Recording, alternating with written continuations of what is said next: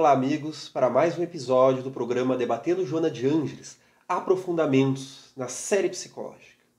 Hoje vamos falar sobre um tema muito oportuno que ronda os problemas da civilização desde as prísticas eras. É o fenômeno da morte, que nos aterroriza desde o período das cavernas, quando éramos ainda nômades, caçadores e coletores, aterrorizados com os fenômenos da natureza, com o ataque das feras e das tribos opositoras, pois faz parte do nosso instinto de sobrevivência a manutenção do carro físico. O medo, ele é um instinto de conservação. Mas vamos encontrar em Kardec aquela noção de que é necessário a conservação, o instinto do corpo, porque o corpo é o carro do espírito, meus amigos. E é necessário que haja a encarnação para a nossa evolução intelecto-moral. Então, por isso, os instintos de manutenção, eles existem para a finalidade de permanência deste périplo educativo que é o périplo da reencarnação, para que ela possa chegar até o seu final dentro do tempo programado para cada um de nós. E para que nós venhamos, aqui na nossa encarnação atual, a fazer os enfrentamentos que a nossa alma necessita. Passar por aqueles périplos que nos levarão a experiências edificantes e evolutivas. Porém, no nosso processo de consciência, ainda muito aferrados a uma visão materialista da vida, a nossa não compreensão do fenômeno da morte, de certa forma, trancafia as compreensões maiores acerca de nós mesmos, da nossa própria realidade como seres psicológicos, sociológicos, mas também espirituais. A nossa dinâmica energética, aonde o corpo deperece e o espírito continua, em uma continuação da consciência e que vai reencarnar-se através da paligenesia, ou seja, da reencarnação em novos fenômenos, conforme Sócrates e Platão já depreenderam na antiguidade e conforme até mesmo o filósofo Pitágoras, ou então os orientais do budismo, hinduísmo e confucionismo, vai haver então uma continuidade que faz parte da vida. É fator inerente ao viver, conforme os sábios hinduístas, no livro Memórias de um Suicida, de Ivone Pereira, psicografando o Espírito Camilo, vão nos dizer que a própria reencarnação é uma lei da vida.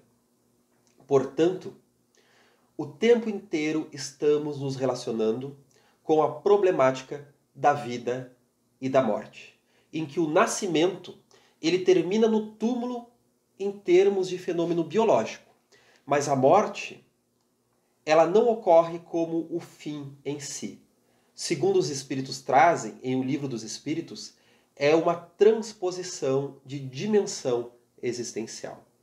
Porque os nossos antepassados, os nossos desencarnados, estão aos nossos lados, pedindo para serem ouvidos através do fenômeno da mediunidade, nos falando das suas problemáticas, daquilo que não resolveram, dos seus arrependimentos, como também das suas conclusões felizes, nos abastecendo do seu carinho e do seu incentivo, perturbando-nos, talvez, naqueles momentos em que as nossas chagas psicológicas sintonizam com as suas revoltas e com as suas insatisfações, porque somos todos, encarnados e desencarnados, seres humanos, habitantes do mundo e do universo. Então, no livro Autodescobrimento, uma busca interior, a nobre mentora Joana de Ângeles vai nos falar do medo da morte. E eu vou me dar o direito de ler aqui um pouquinho durante esse episódio. Ela nos diz que o medo da morte resulta do instinto de conservação que trabalha em favor da manifestação da vida. A vida, no entanto, são todos os acontecimentos existenciais que ocorrem durante a reencarnação, no corpo como fora dele, em espírito. Ou seja, a vida é sempre vida, seja no corpo físico ou somente no plano espiritual. Nós vivemos o tempo inteiro. O desconhecimento da imortalidade, as informações fragmentárias, as lendas e fantasias, os mistérios, a ignorância vestiram a morte de inusitadas e irreais expressões, que não correspondem à realidade. O fenômeno da morte diz respeito ao fatalismo biológico das transformações moleculares do corpo. Com o desaparecimento da forma, suspeitou-se que haveria o aniquilamento da essência, como se essa fosse derivada da matéria e não a sua responsável. Então é um fenômeno de extrema ignorância. Eu costumo conversar com quem eu dialogo durante o dia a dia, em diversas experiências, que eu duvido que haja qualquer experiência humana com que alguém não tenha se deparado ainda com qualquer tipo de fenômeno paranormal. Alguma espécie de intuição, de telepatia, de pré-cognição, ou a percepção de um vulto, de um espírito, de alguma consciência que vai nos falar de uma transcendência. Um fenômeno de desdobramento durante o sono, os chamados sonhos lúcidos, que falam, na verdade, da emancipação da alma, em que vai levar o indivíduo a repensar a sua concepção acerca do fenômeno da vida. E vamos entender então que Kardec, ele matou a morte. Ele mata a nossa concepção de morte como fim da existência. E nós podemos dizer que o Espiritismo conseguiu concretizar aquele ditado popular: morreu, mas passa bem. Lembramos daquele caso em que Divaldo Franco dá um passe em um senhor muito adoentado e a sua esposa pergunta a Divaldo que questione o espírito de Bezerra de Menezes para saber se o marido ficaria bem. Divaldo, que na época era um jovenzito, se concentra e pergunta ao nobre mentor o que será da recuperação daquele senhor. E Bezerra lhe garante que logo ele estará curado. Ele passa isso, então, à nobre senhora. Alguns dias depois, ele depara com ela na rua, que lhe cobra. Como assim, Divaldo? Você disse que meu marido ficaria bem. Pois ele morreu. Divaldo fica extremamente constrangido e, na primeira oportunidade de interiorizar-se e mediunizar, entra em contato com Bezerra e diz: mas, doutor Bezerra, você não me disse que ele estaria curado dentro em breve? E Bezerra lhe diz o seguinte: pois é, agora ele está curado. Vejamos que no caso daquele senhor, a sua cura, a sua saúde integral somente seria reestabelecida após a morte, o que é o caso de muitas experiências humanas. Vamos ver em seguida quando Joana nos fala o seguinte: para atenuar-se o desconhecimento, compuseram-se os funerais, as cerimônias e ritos fúnebres, ocultando a face inevitável da legitimidade imortal. Então o funeral muitas vezes oculta essa legitimidade, né? Nós achamos que tudo ficou ali, na matéria, e não temos concepção de que o que está ali é o corpo. Devemos louvar aquele corpo que foi instrumento daquele nosso ser querido que desencarnou. Mas o ser não está ali. Ele segue na imortalidade. Esses recursos são valiosos para os familiares, parentes e amigos que se desobrigam das responsabilidades humanas na Terra e dos deveres afetivos para com os que são desalojados do corpo. Então vejamos até mesmo o fator psicológico do funeral, para simbolizar, para compreender, para conseguir elaborar que naquele momento o ser querido já não vai estar tão disponível na nossa sistemática familiar, no mundo de relações aqui da Terra. Pelo menos não na forma de encarnado e não perceptível a quem não tem uma mediunidade ostensiva, né? Para o espírito somente valem os sentimentos, as preces e vibrações de autêntica afeição e honesta intercessão, especialmente os próprios pensamentos e atos mantidos durante a experiência carnal. Então o que vale do funeral não é o valor do caixão, não é o excesso de homenagens, digamos assim, as palavras exteriores, mas sim o sentimento legítimo. A oração sincera, o desejo fraternal. Por isso é importante, meus amigos, conforme o Espírito André Luiz nos traz no livro Obreiros de Vida Eterna, um verdadeiro compromisso durante o velório de educação diante do corpo e do funeral. Evitando então as piadas, os xistes de baixo calão, que nada mais é do que uma formação reativa em termos psicológicos, em que o nervosismo toma caminhos de piadas de mau gosto, porque nós não sabemos lidar com o fenômeno da morte.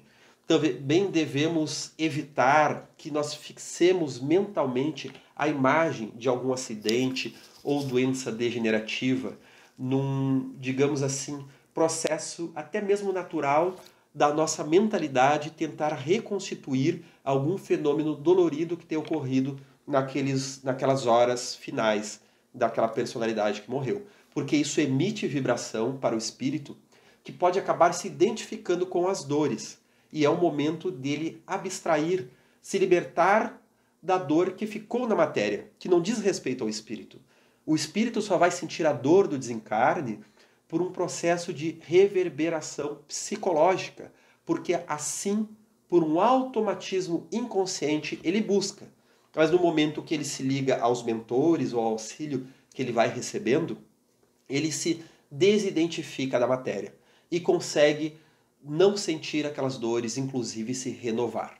Isso diz respeito à sua atitude mental no momento do desencarne, diz respeito à cooperação dos encarnados que com ele estão vinculados, que vão não determinar, mas influir sobre o fenômeno, né? Não determina, mas influi, né? E dependendo do espírito, se ele está muito fragilizado, ele pode sintonizar com aquilo. E vai depender de, digamos assim, uma sutilização da nossa vida ao longo da nossa encarnação. Se ficarmos muito presos aos princípios da matéria, ao gozar a todo custo, acreditando que a morte logo está aí, então a vida é um gozar tremendo, ou acreditando então que a Terra é somente um vale de dor e lágrimas, no extremo oposto, nós estaremos excessivamente vinculados a uma leitura materialista da vida. E nós não purificamos a nossa vibração. E a nossa mente está ainda muito trancafiada, o que vai resultar em um desencarne mais desafiador.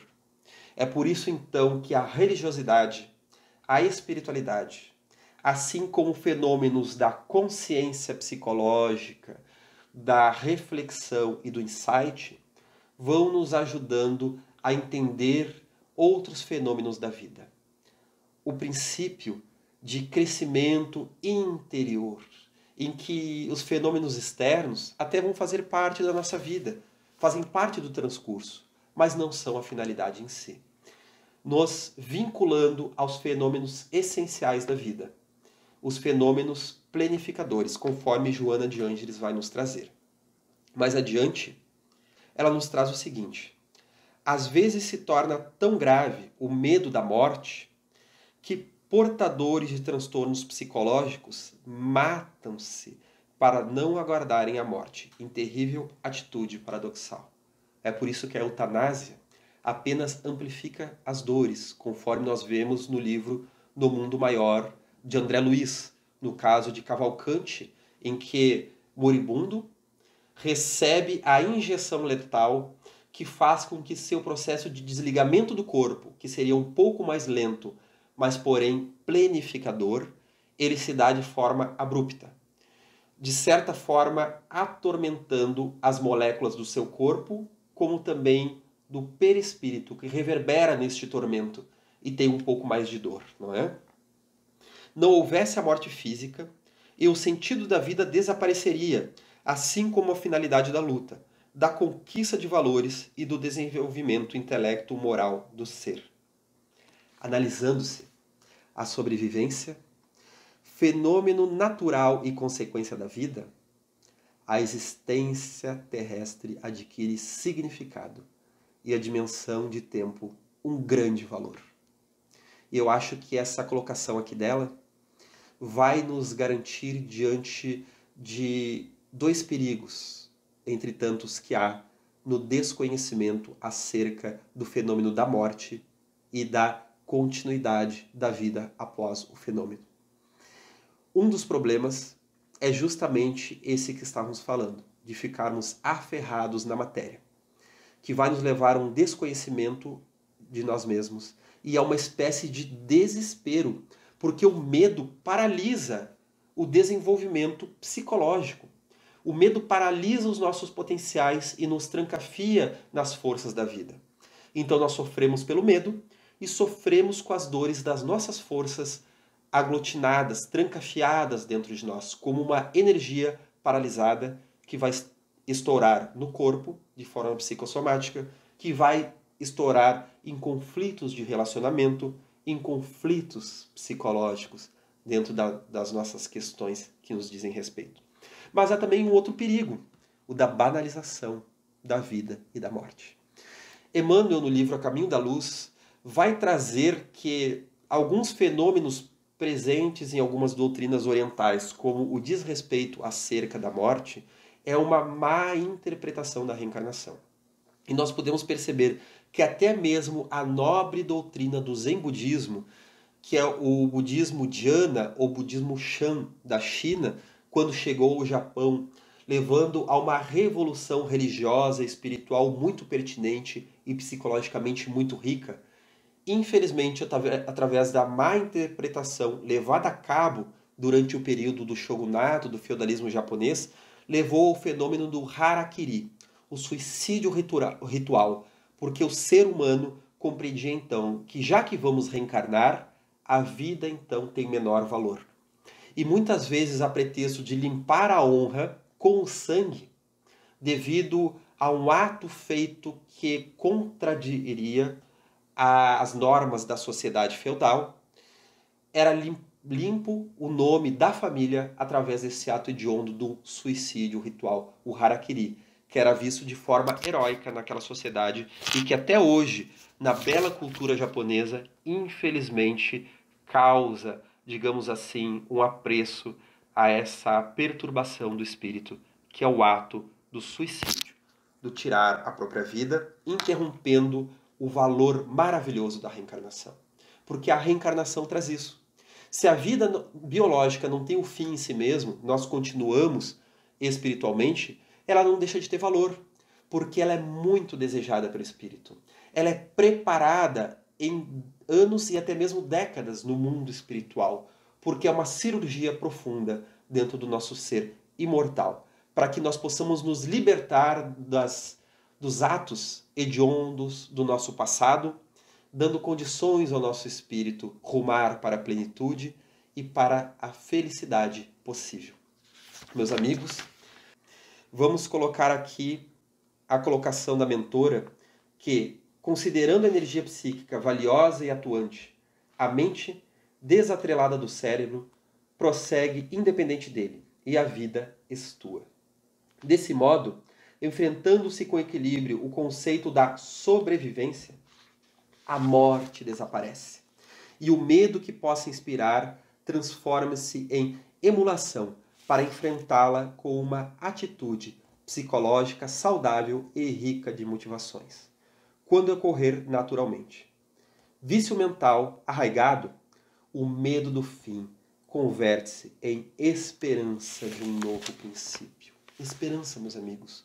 A morte não é o pior que pode ocorrer nesta vida, mas sim a desvalorização deste périplo carnal que aqui temos, em vias do nosso espírito imortal.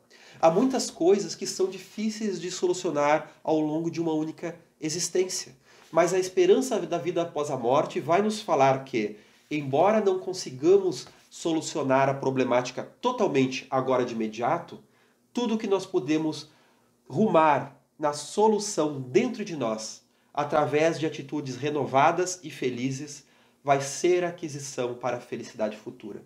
E aquele ser mesquinho, desafiador, que agora eu não consigo me relacionar de forma plena, um dia eu conseguirei transformá-lo num amigo e num companheiro. Não vamos odiar. Vamos compreender que todo ser humano, por mais hediondo, é um espírito de luz no futuro da sua caminhada espiritual, através do processo da reencarnação. Lembro que Chico Xavier, quando questionado já em idade mais avançada da sua vida, se ele teria medo da morte, ele nos traz o seguinte: medo não tenho, mas também não tenho pressa. Então, meus amigos, esta foi a reflexão de hoje. O que você pensa sobre as colocações de Joana de Ângeles?